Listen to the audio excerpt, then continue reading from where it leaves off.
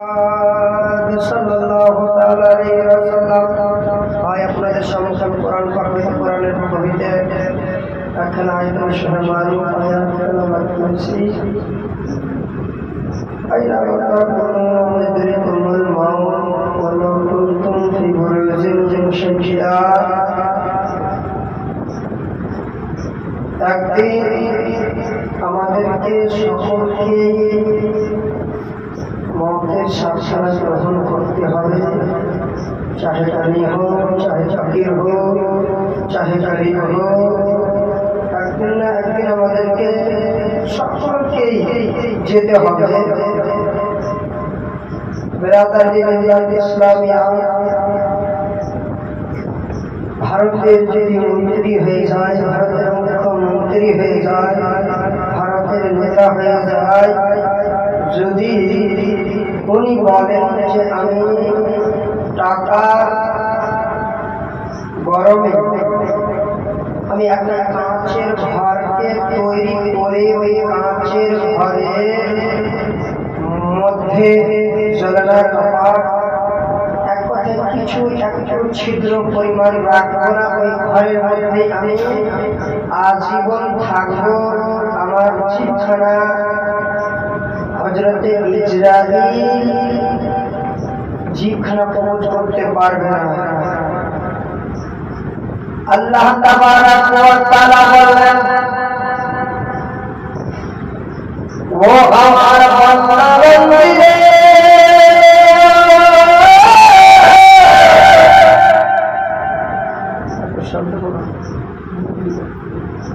তোমরা যদি কাঁচের ঘরের মধ্যে থাকো, তোমরা যদি মাটির ভিতরে একটা গর্ত করে যদি লিমন করে থাকো, তবুও তোমার কাছে রূহ কবজ করার জন্য পৌঁছে যাবে। সুবহানাল্লাহ। বেরাদার যখন আমাদের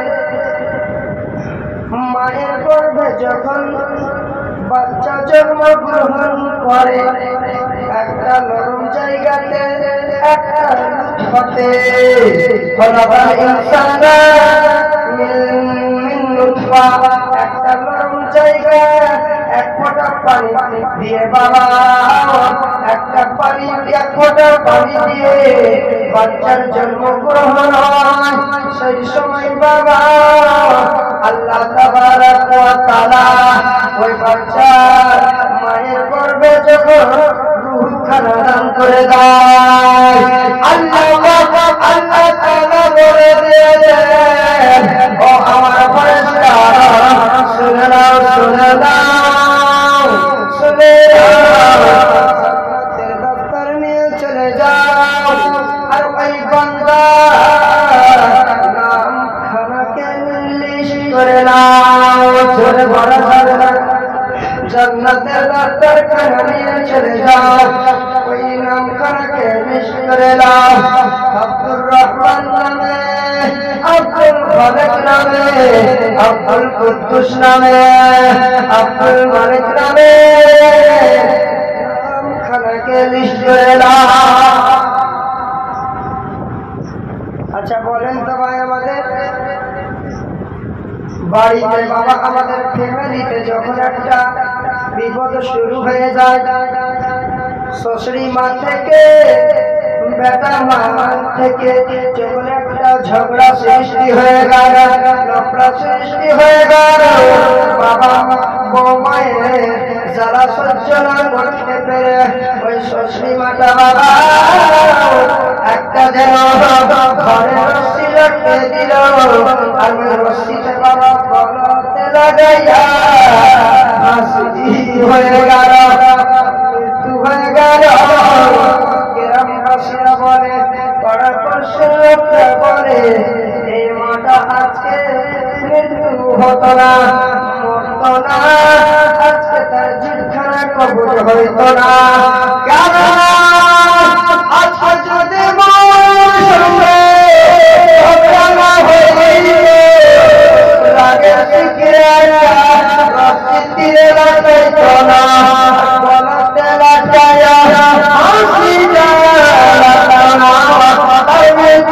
হইল না। বাবা এটা আমরা ভুল কথা বলেছি, এটা আমরা ভুল বুঝেছি, ভুল শুনেছি। ওই মায়ের মমতা বাবা ওই তীরের উপরে ছিল, ওই মায়ের মমতা রসের উপরে ছিল। আল্লাহ পাক আল্লাহ তাআলা জান্নাতের দরজারে রূহ তৈরি করা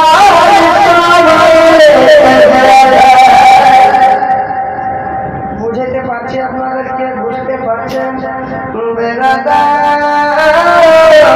একটা মা বাবা একটা কুচি বাচ্চাকে নিয়ে বাবা পুকুরের কিনারায় গিয়েছে।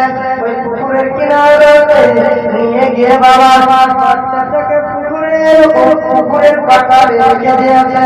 মা বাবা নিচে কাজ করতেছে। ওই বাচ্চাটা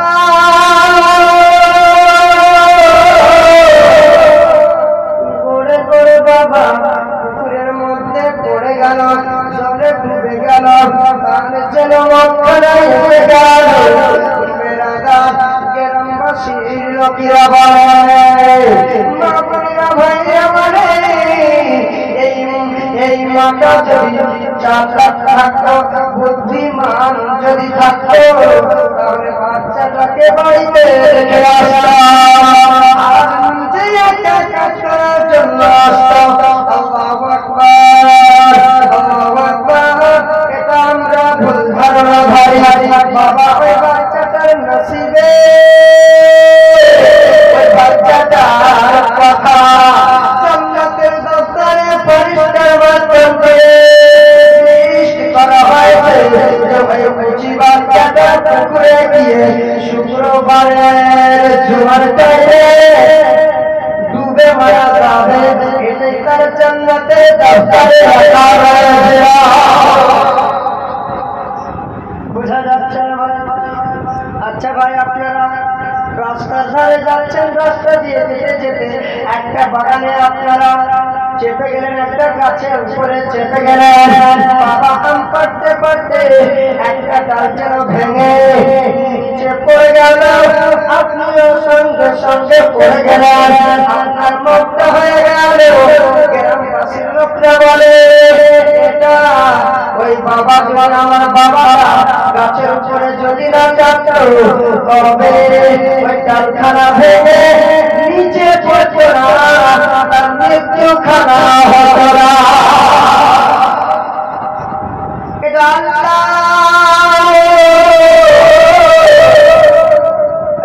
জান্নাতের দফতরে খাতাতে লিস্ট করা আছে।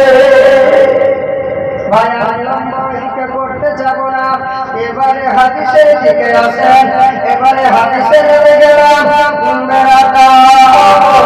হাদিস পাকের মধ্যে বলে, আর ইবনে আব্বাস রাদিয়াল্লাহু তাআলা قال رسول الله صلى الله عليه وسلم من نسي الصلاة على خطايا فليصلي বাবা এই হাদিসটার মানে হচ্ছে বাবা যারা নবী পাকের উপরে নিজ ইচ্ছায় দরুদ পাঠ করলো না, আমার নবী বলল, ও আমার উম্মতিরা, যারা নিজ ইচ্ছায় আমার উপরে দরুদ শরীফ পাঠ করলেন না, আমার জান্নাতের রাস্তা থেকে দূরে সরে গেলে। জোরে বলবেন না? পাশে একটা ছোট্ট করে আবার দরুদ পাঠ করে